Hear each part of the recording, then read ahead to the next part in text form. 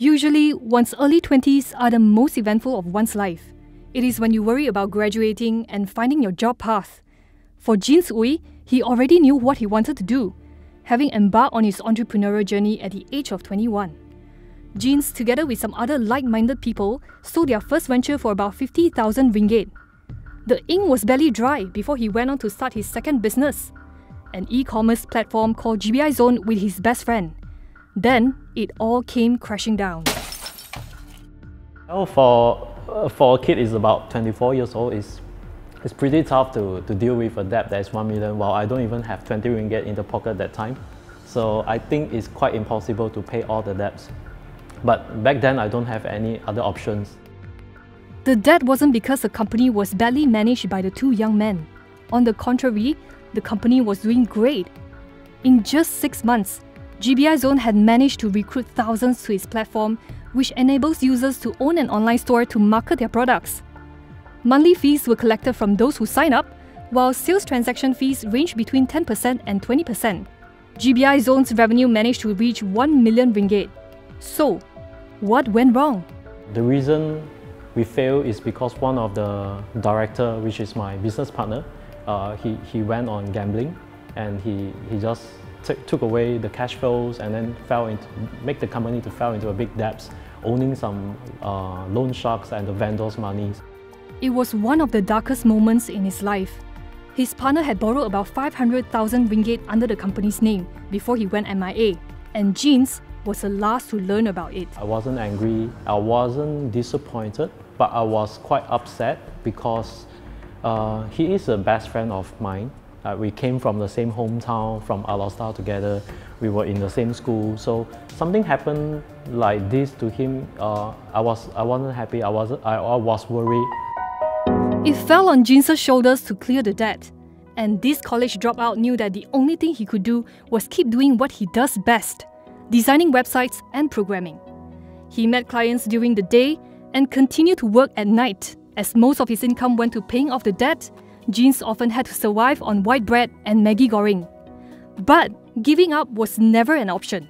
Nobody will hire me because I was a dropout college student. I don't even have a degree, and my CGPA is way below 2.0.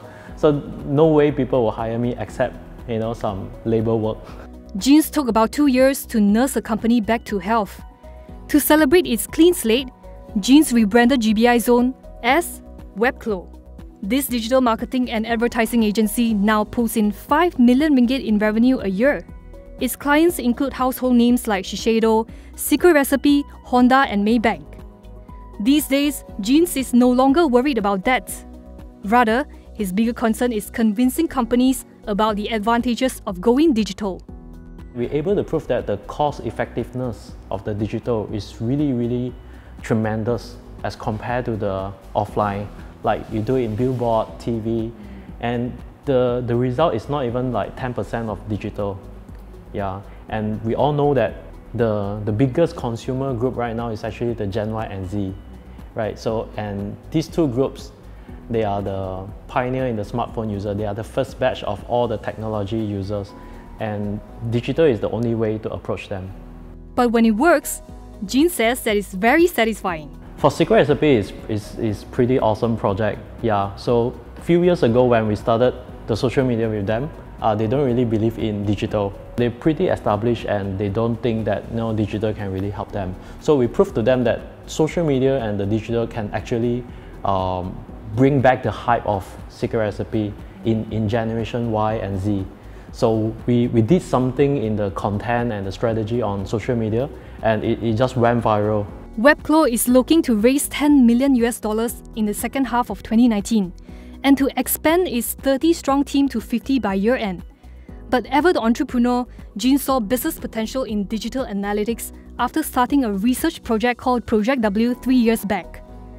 Eventually, he launched AdClo, a social media marketing analytics platform in February last year. He thinks that data should be accessible to not just big corporates, but to smaller startups, SMEs, and those in marketing. Everything on digital is actually about data.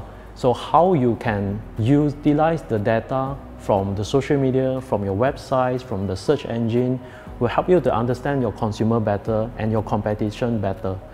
It has been a long road for Ginz, but he has put his past firmly in his rear view mirror, and along the way, managed to pick up a few awards like the Golden Bull Award, SEBA, and the Top Outstanding Young Malaysians in 2018. But one thing that hasn't changed is his focus. To me, I think the value that I always upkeep is to stay focused, to stay persistent to what I'm doing, and always make sure that you become a master of your primary skill.